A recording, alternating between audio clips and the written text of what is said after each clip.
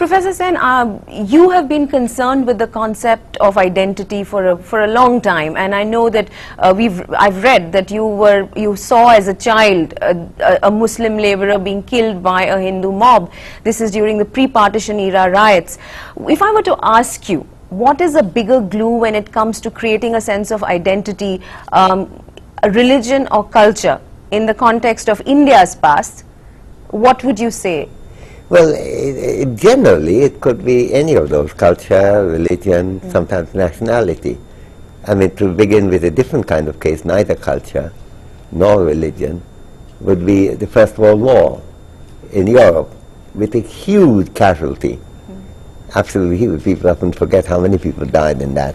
When the British, the French and the Germans tore each other apart, not because they were not shared the same religion, they were all Christians, nor because their cultures were extraordinarily different, they are different, but primarily because nationality, the British, the French and the Germans were fighting each other as citizens. Now these are issues where nationality is a bigger glue. In the Indian context, it has often been religion in the context of religious violence, but it could sometimes be culture too, and you see a mixture of it in the context of, say, the Sri Lankan thing about the Tamils and the Sinhalese, where there's a language difference and other. So I think it could be any of them.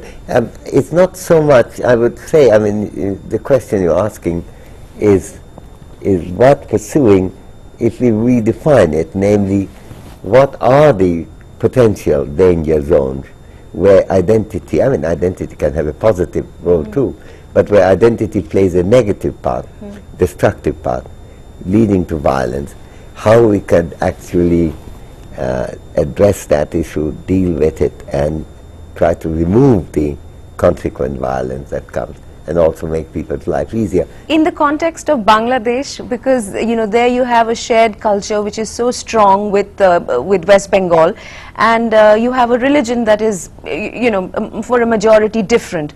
What would make the bond stronger, the culture or the religion? I don't think it's quite like that. I mean, a Bangladeshi Muslim will have a strong Bengali identity, but many of them will have also a Muslim identity. And, some contexts, one thing becomes more important. In the history of the pre-partition riots to which you were referring, the religious issue was the bigger one. In the context of the language movement after the independence of India and Pakistan, when Bangladesh was East Pakistan,